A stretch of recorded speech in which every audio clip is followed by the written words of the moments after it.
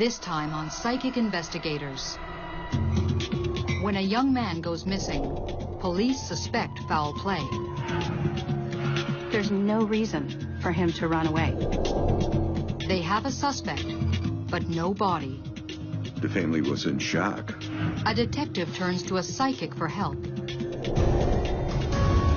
Her visions reveal an unimaginable evil. And now she's telling me there are multiple victims. Can a psychic help the police capture one of the worst killers in U.S. history? John Wayne Gacy.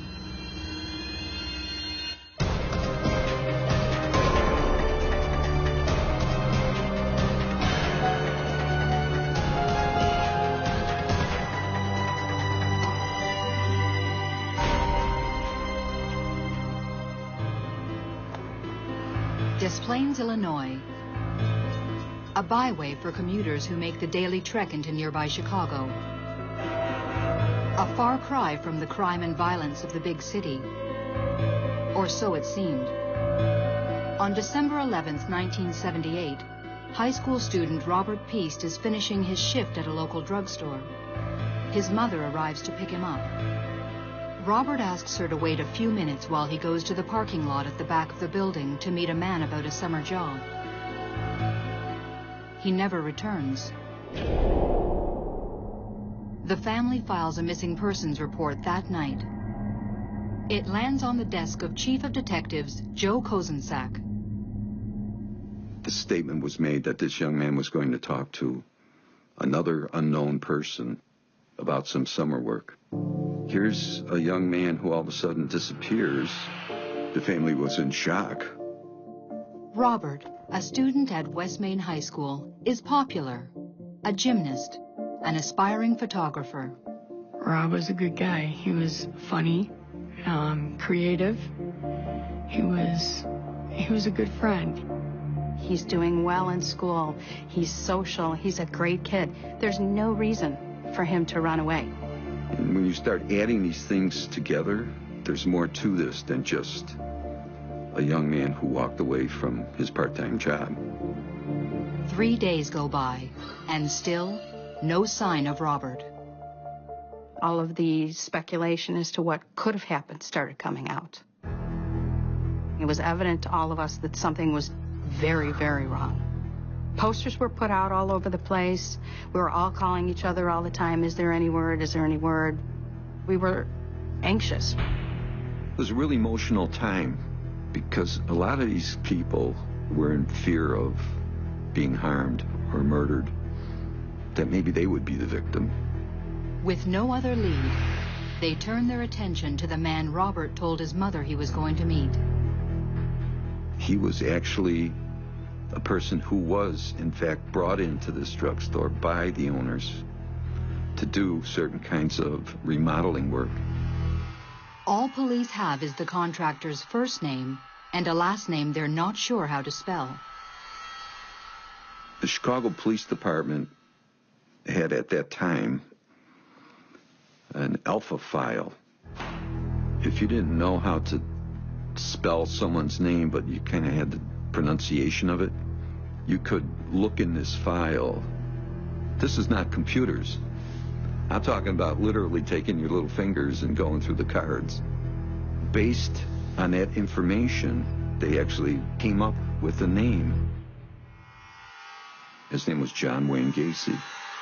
At first glance, John Wayne Gacy is a model citizen. He belongs to local service clubs. He entertains children as Pogo the Clown. But he also has a dark side. Gacy has a prior arrest in Iowa for a violent sexual assault. And when we heard that, the hair literally stood up on the back of our necks. While I was attempting to get a search warrant, other officers were interviewing Gacy. Once he found out we did not have a search warrant, he got real belligerent. He denied ever talking or seeing Robert. We felt he wasn't telling us the truth. 24 hours later, the search warrant comes through. On our first search warrant, we found IDs that belonged to other young men. Jewelry and belt buckles and different things that didn't belong to Gacy. And we found all kinds of other types of sexually orientated materials, books and magazines and things. Even though we had these items, there was nothing there that would allow us to arrest Gacy. We had to cut him loose. That was painful for me because I felt that this man was responsible for the disappearance of this young man. But tracing the IDs will take time. And with Robert missing 5 days, the detective is at a dead end. A fellow officer suggests something radical. A psychic. I decided I would ask the police chief what he thought about that idea. And he said, don't advertise it, but go ahead and do it. Kozenczak makes an appointment with the psychic in nearby Rolling Meadows for that very night. Carol Broman, now deceased, was a well-respected psychic investigator who worked with police on many cases. She would get feelings by touching either a person or an object. She would pick up energy. She also called it her little voice.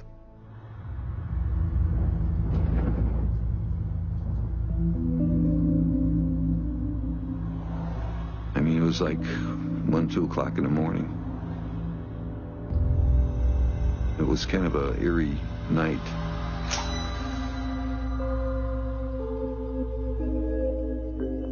We had a room upstairs where my mom did her readings.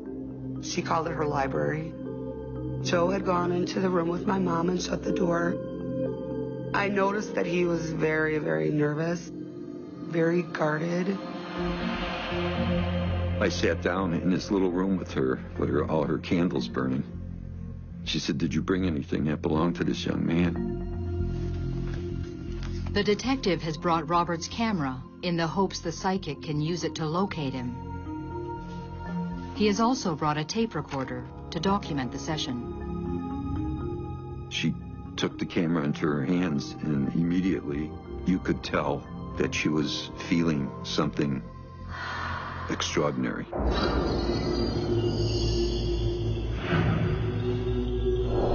I'm getting sick to my stomach. There's some type of torture.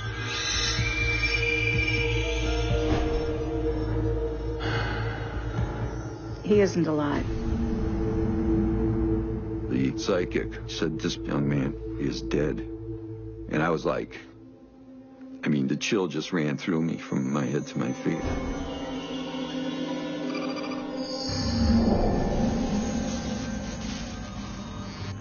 There's a construction site affiliated with this man. He asked him to come back or to meet him somewhere.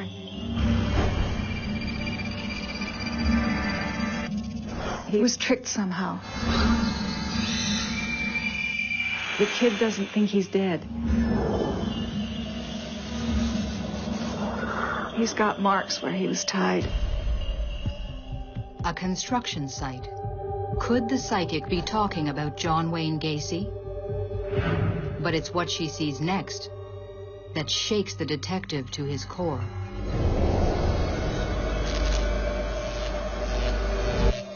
This guy is sick.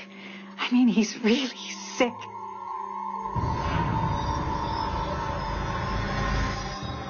You're going to find 6 or 7 others in the same place.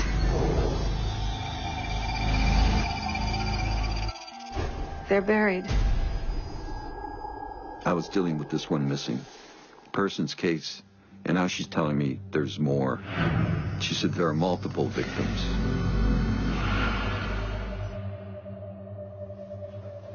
When Joe had left that night and my mom came out of the room, she just was very upset. She was very white. She said that she had felt sick to her stomach.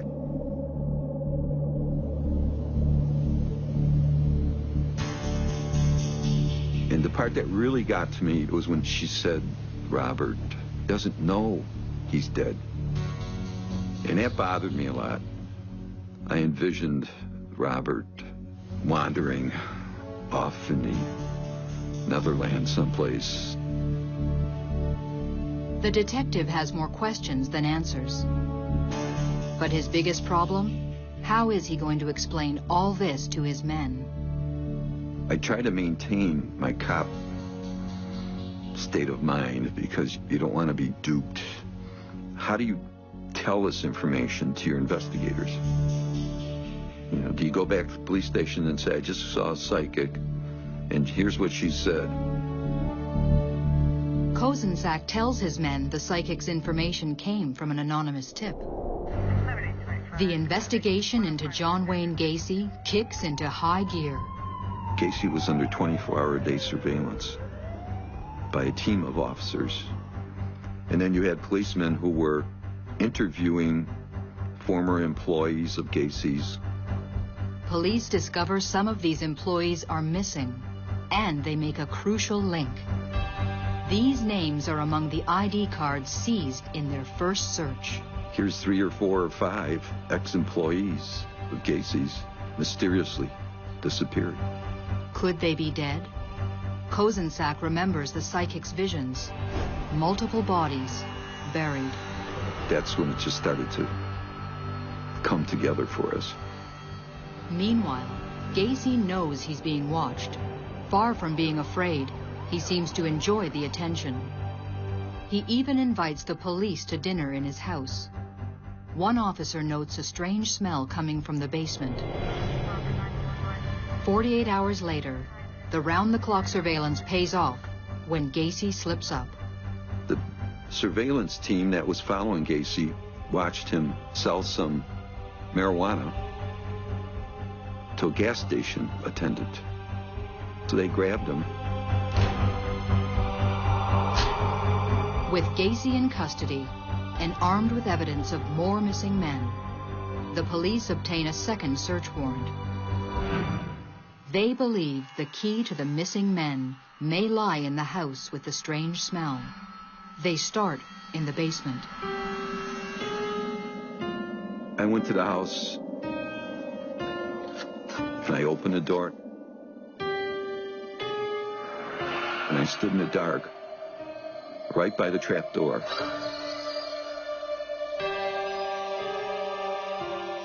And 2 Cook County Sheriff's evidence technicians jumped down into this trap door. Within minutes, they said, Lieutenant, we've got 3 bodies down here. And I was like, oh my God, it's true. Everything's true.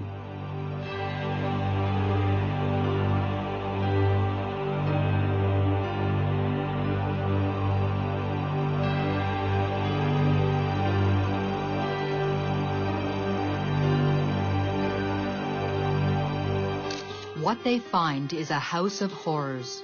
Multiple bodies buried in the basement. Every day, the body count rises.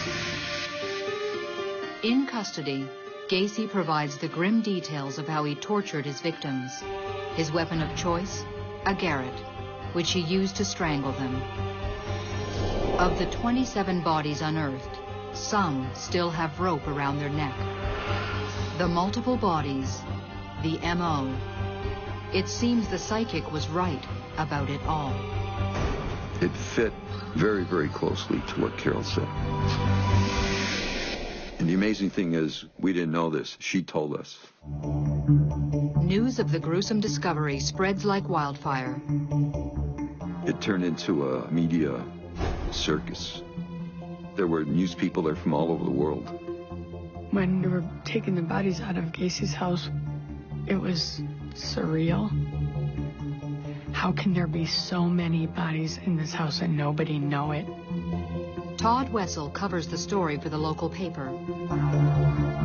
As the day unfolded and the week unfolded, the horror just became almost unimaginable. The police examine the bodies, but Robert Piest is not among them. It was obvious to us that the condition of the bodies that were underneath this house had been there a long, long time. We still had not accomplished finding Robert's body. Impressed by Carol Broman's revelations, the police ask her to help locate Robert's body. But she can't see where he is.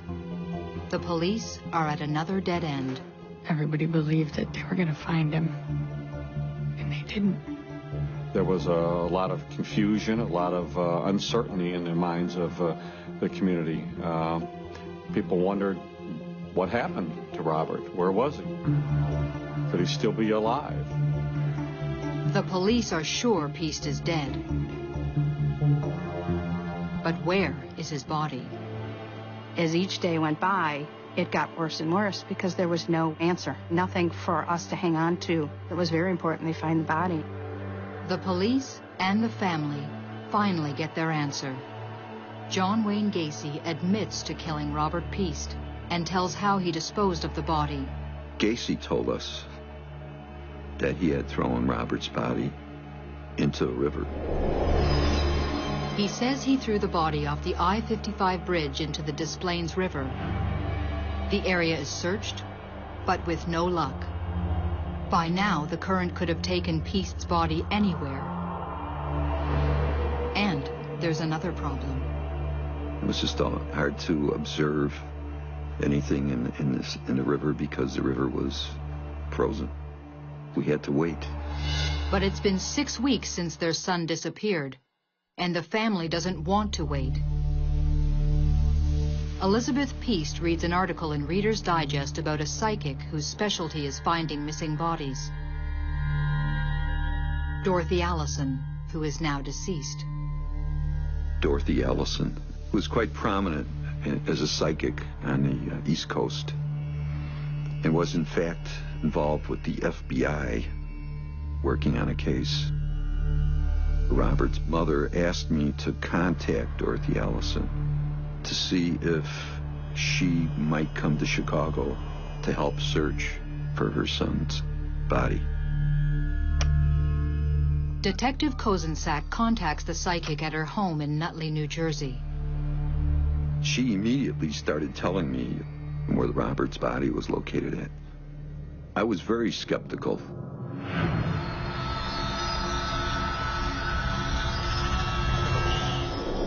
Your victim's body is located near a place where there's a strong smell of petroleum oil. I'm seeing a motel. The Manor Motel.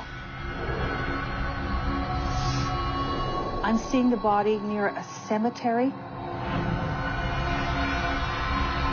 The sign says Evergreen. Now that was good. And this woman was sitting in New Jersey, and she's telling me about a Manor Motel. Oil. The Manor Motel.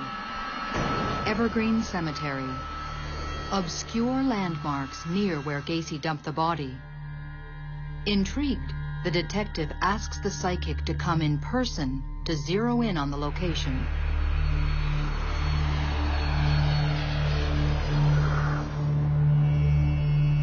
In March, Detective Kozenczak drives Dorothy Allison to the area.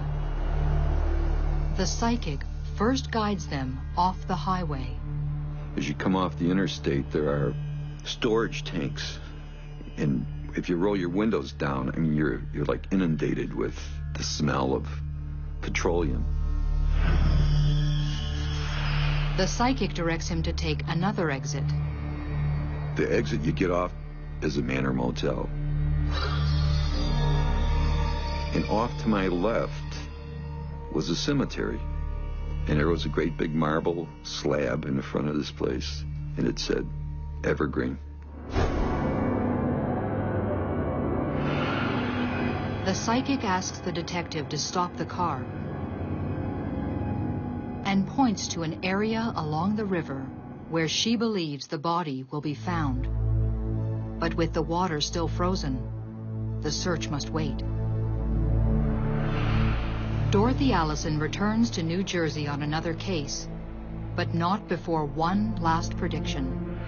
She wrote something down on this piece of paper, and she said, "This is the day you're going to find Robert and I stuck it in my folder, closed it, put it in a desk drawer, and essentially forgot about it. The spring thaw, and the search for Robert Piest can begin again. Out of the blue, the detective gets a phone call. It was the sheriff of Grundy County, and he said, "Lieutenant, you better get down here.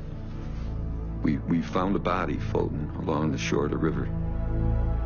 The location where Robert's body had finally been found was just about a quarter mile away from the cemetery. The psychic not only predicted where Robert would be found, but also when. Detective Kozenczak remembers the note. And it said April 9th. What she predicted in January actually came true to the letter on April 9th of 1979.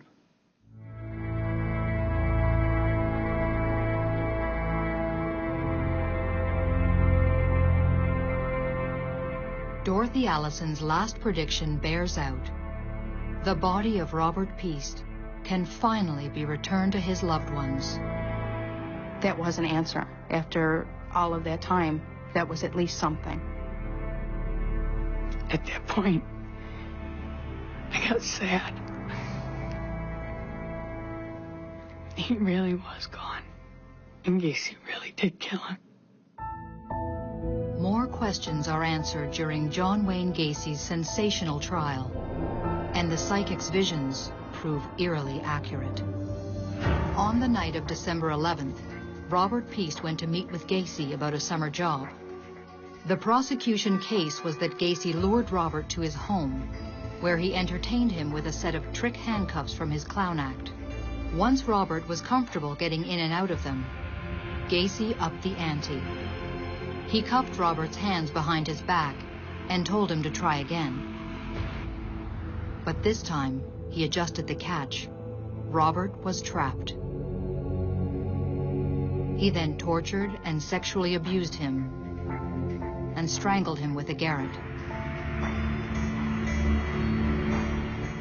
On March 7th, 1980, John Wayne Gacy is convicted on 33 counts of murder, including Robert Piest's. On May 10th, 1994, after years of appeals, Gacy is executed by lethal injection. Without the help of psychics Carol Broman and Dorothy Allison, one of America's worst serial killers may never have been stopped. And Robert Piest never found. I thought my mom's contribution to the Piest case was that she pretty much solved it. Actually, I became a believer in psychics. If you can give some form of comfort and peace to the family of someone who went missing, and you can do that by using a psychic, then you do it.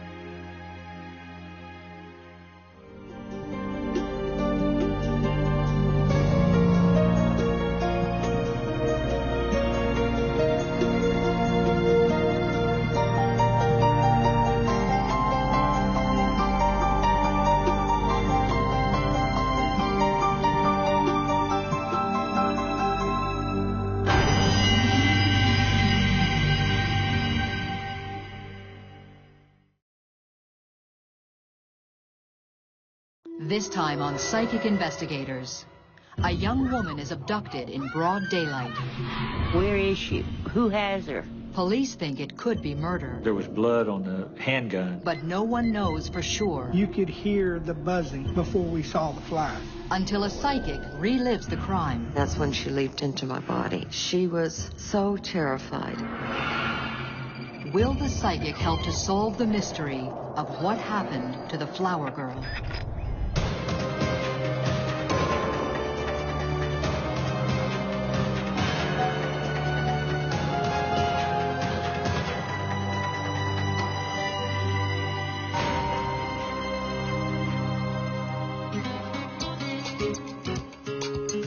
Denton, Texas, on the outskirts of Dallas-Fort Worth, a university town,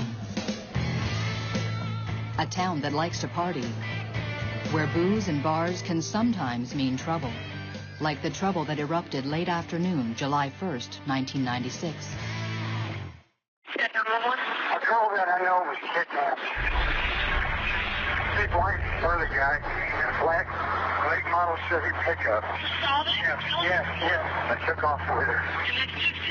Just about 5 minutes ago. You'd get calls like this basically every weekend when the bars were open to 2 a.m. in the morning. The two witnesses, patrolmen, saw that both of them had been drinking and didn't believe what they said and thought possibly that it was just a domestic disturbance. The witnesses know the woman they saw kidnapped.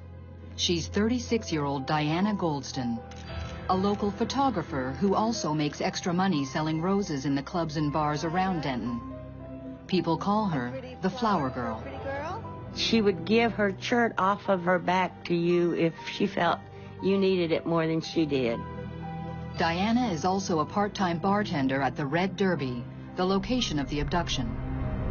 The owner of the Red Derby called and said that something had happened to my sister. I got a call from my daughter. She said that Diana was taken from the street and kidnapped. The witnesses gave the police the license plate number of the truck. They trace it to the address of Carrie Griffin, ex-wife of John Robert, J.R. Griffin, a known felon from California on parole. Very, very strong, very muscular guy. He scared people. A rookie detective is sent out to question J.R. Griffin's ex-wife. Carrie Griffin says that her ex-husband had been at the house on the day in question, and he had a woman with him. From Carrie's description, the detective assumes the woman is Diana Goldston. Wrote in his report she was with J.R. Griffin and appeared okay. Satisfied that it may be a simple domestic dispute, the police put the case to one side. But it was not okay.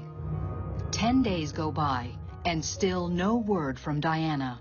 Her mother desperately wants answers. They weren't taking it seriously, and I said, she's missing, she's gone. Something's wrong. Please help me. The police revisit the case, and Detective Dave Stewart is put in charge. They'd already started it in motion, talked to a few people, but then when I came in, we started having to interview all the other witnesses. Also assigned to the case, Detective Kenny Kirkland re-interviews Carrie Griffin. His experience tells him she knows more than she's saying. Indeed, that was not the whole truth, that there was more to the story. Kirkland gets her to admit that she was scared of her ex-husband, and that the woman with J.R. wasn't Diana Goldston, but his girlfriend, Jeanette Cox. That Jeanette Cox was there with him, that Diana Goldston was not, and that J.R. Griffin had blood on him. You in touch with him since? The story Carrie Griffin tells breaks the case wide open. Okay, sure, no problem. Carrie Griffin says J.R. asked her neighbor for help. The truck was stuck at the lake. The lake is Lake Ray Roberts, a heavily wooded 6,000-acre state park just outside of Denton. What was J.R. doing up there? And why did he have blood on his shirt? The neighbor takes Kirkland to the spot where J.R. was stuck. When we first walked up to the area, we could see a jacket hanging in a tree that had blood on it. We could see the trail where a body was dragged.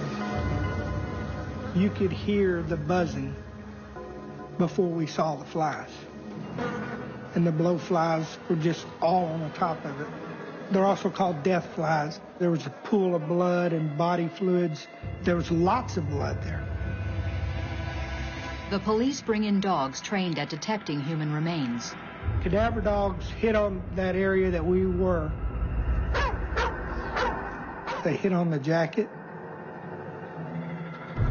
They gather the evidence at Lake Ray Roberts and compare it to DNA from Diana Goldston. We matched all of these things to the blood that was on the ground, to DNA that we had gathered from Diana Goldston's hair that she left in a brush at her house. And it all matches. We knew that that's where Diana had been before he moved her. Even without her body, the police are now convinced the Flower Girl is dead. I went out in my backyard and screamed and yelled and cried and talked to God. But it really didn't help. She was gone. Warrants are issued. In J.R. Griffin's house, the police find a shotgun and a .38 revolver. Traces of blood are found on the revolver. In the pickup truck, the police also find trace elements of blood. We were able to get DNA from that, which would match us up to Dinah Golston. In the state of Texas, without a body, police cannot lay a murder charge. But they do have enough evidence to charge J.R. Griffin and his girlfriend Jeanette Cox with aggravated kidnapping. But where is Diana Golston? And what exactly happened to her? All of Denton wants to know. The police drag the lake. There's a massive ground search. It was very emotional for the whole town as well as the police department. We wanted justice. All of us did. We left no stone unturned. And still, nothing. Weeks, then 3 months go by, and with J.R. and his girlfriend not talking, the police are at a dead end. A colleague suggests a psychic who had worked with police in a nearby county.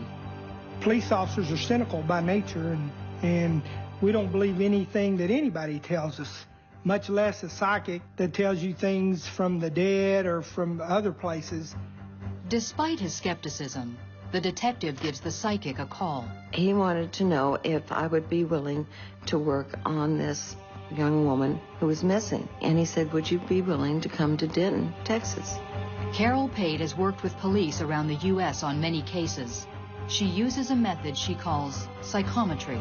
That's holding an object, a photograph. It's kind of like tuning in a radio station for me. Once I've got that signature frequency of that individual, then I can become one with them. So I'm sort of them for that time frame. Then I can see and feel and know. But will the psychic be able to see what happened to the flower girl? Pretty much floored all of us. We were shocked. Hey, where's my money? A woman abducted outside a Texas bar has been missing for weeks, presumed dead. Police bring in psychic Carol Pate from her home in Arkansas. Can she see what the police cannot? We were very frustrated, but we needed some closure for the family and for us in the police department. In the squad room, the detectives put the psychic to the test. We did not give Carol Pate any information whatsoever. We figured if she was truly who she said she was, that she would be able to do these things. We got together several pictures, and some of them were people not involved in the crime, and some were people involved in it. We had not released any of the pictures of people in the press. So I did each photograph. The girl was scared to death. She was murdered. All of us in the room were silent. This one is the murderer. He was heavy into drugs, and that he had zero conscience, none. This one is his girlfriend.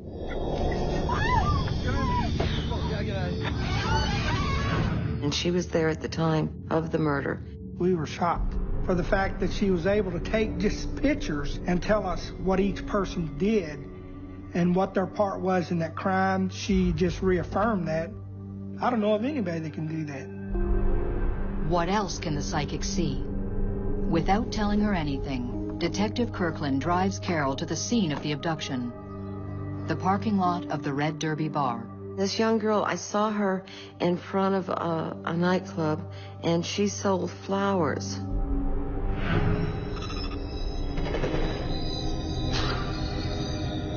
This was where I felt a lot of violence here. This was where the abduction took place.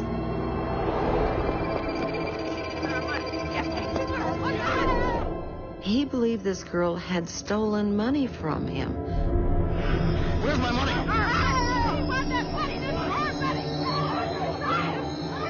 She was so terrified. And then that's when she leaped into my body. I was going through the struggle that she was going through. and all of a sudden, I'm shot.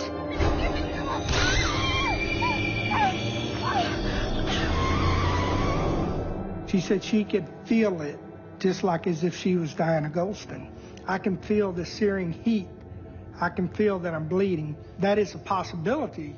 The two witnesses, I remembered that they said a shot had been fired, but no one had said that Diana Goldston was shot. We were going down toward the lake. As we drove by one area, she said, this part here has something to do with Diana Goldston. Still channeling the spirit of Diana, the psychic calls out directions as she claims to relive Diana Goldston's last moments.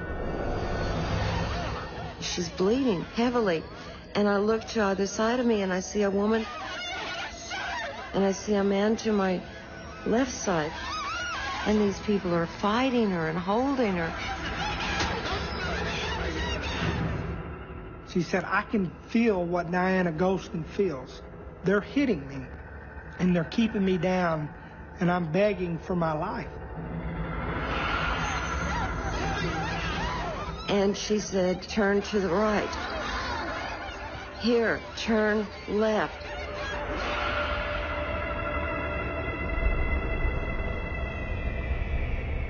She leads the detective to Lake Ray Roberts. She said, this is where it occurred. This is where Diana Goldston lost her life. This lake is huge. Lake Ray Roberts is a big place. And to be able to narrow it down to one place,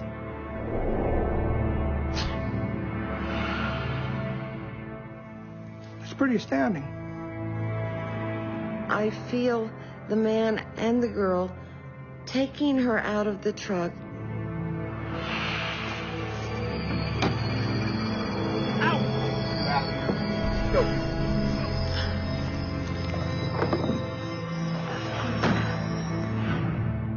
There's a jacket, and he takes it off, and he throws it on a limb in a tree.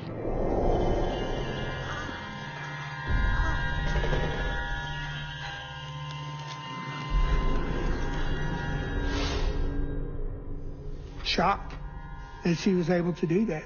And I saw him dragging my body through the woods.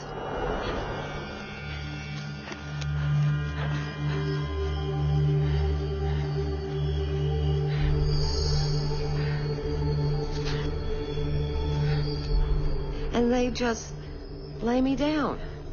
And I guess they thought I was gonna just bleed to death there. And they walk away. And then I feel them coming back.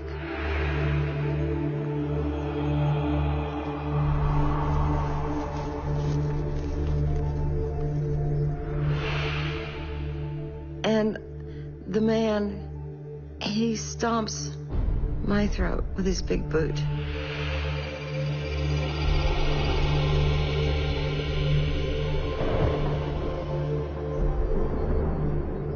I die.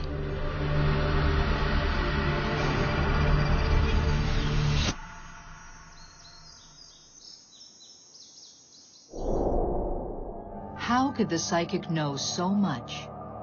Carol Pate not only confirmed where police believe Diana Goldston died, but she offers insight into how she died. I can't explain that. Forensics have given some of the details in the case, but with J.R. Griffin and Jeanette Cox saying nothing, Carol Pate is the only one to paint a full picture of Diana's last moments alive. Carol left me some drawings that depicted where she believed Diana Goldston had been taken and laid down a final resting place. There was some graffiti close to a bridge, and the graffiti, that was done like in red. That S was like in red. And there was a cross, and then that Y, and there was this barrel, and I felt like she at one point was placed either in the barrel or around this barrel. Basically, when I draw these pictures, it's what I'm seeing in my head, what the picture that flashes in my head, period.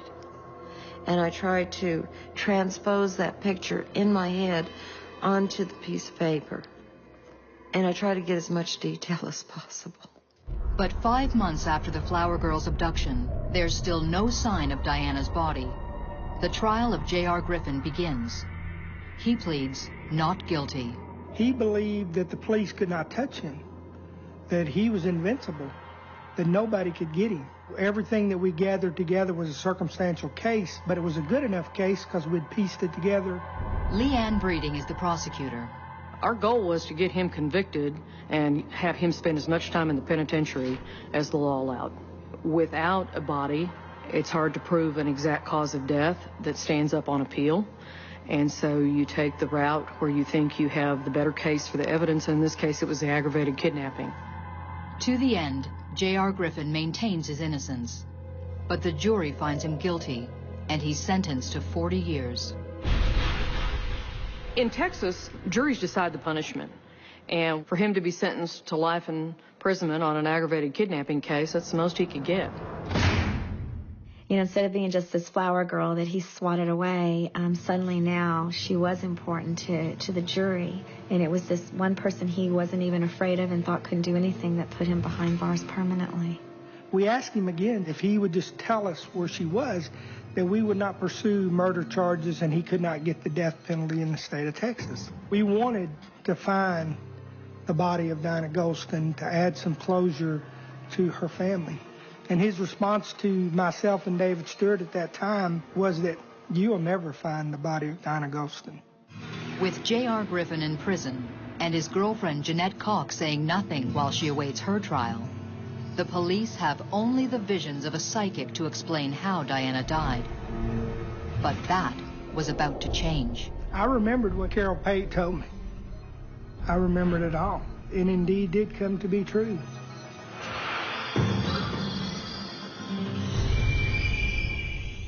In Denton, Texas, J.R. Griffin has been found guilty of the abduction of Diana Golston. The police are sure she's dead, but J.R. won't reveal what happened or where her body is. So about 3 o'clock, I wrote J.R. a letter while he was in prison to tell me what he did with Diana, and he wrote me an 11-page letter back, kind of called me a bunch of names, and keeps denying it. He won't talk about it. He keeps saying it's somebody else that did it. I think J.R. Griffin is one of the most evil men you would ever meet. Any man that has the ability to put closure for a family and he just totally ignores them, he's evil. I even wrote to Griffin in prison. In his letters to me, he said, I'll probably die in here, and I thought, good. He denied everything, saying his friend Cox knew more than she was telling. Then, 2 years after the abduction, an unexpected development, and the mystery of how Diana died is finally solved. In exchange for a reduced sentence and no trial, Griffin's accomplice talks. Jeanette told us everything that we didn't know because she was actually there. And she gave details that only the person that was present would know what happened. So he was wanting to go to Denton and told me he had to collect some money. And he, just a couple days beforehand, he mentioned about someone stealing his wallet. Hey, you, where's my money? J.R. killed the wrong person because it was all over $400 that someone had taken out of his wallet. It wasn't Diane that stole the money, but she died as a result of something else that somebody else did. Diana Golston had never done anything to J.R. Griffin. She died for nothing. And he just yanked her up and started shoving her towards the truck. At that time, I hear the gun go off, and I'm very scared. And he says, get her in the truck. Get her in there. And my reaction was just that I've heard this before from Carol. Shot. All I can't remember anymore of the trip because I'm struggling with her to keep her down. He's telling me to keep her down. I punched her once or twice, maybe 3 times. I'd heard this also from Carol Pate. She told me this is what happened. And then when he got to the lake where he dumped her, I helped him lift her legs up. She's still breathing. I was walking back to the truck, and out the corner of my eye, I see him drag her up further under the tree area, and it looked like he had stepped on her neck. Just kind of smashed it like a cigarette butt.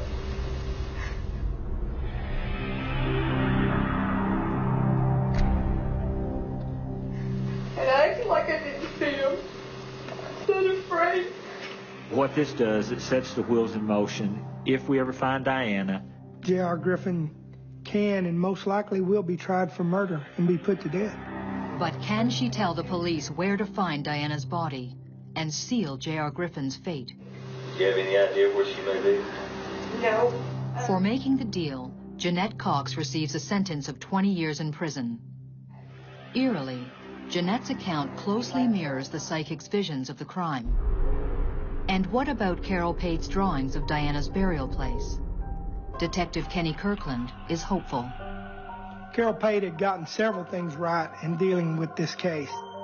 And so I've kept those drawings, so when we do find the body, I want to be able to compare it to what Carol drew on this paper. It is probably one of the harder things to do, is to locate a body, because that energy is dead.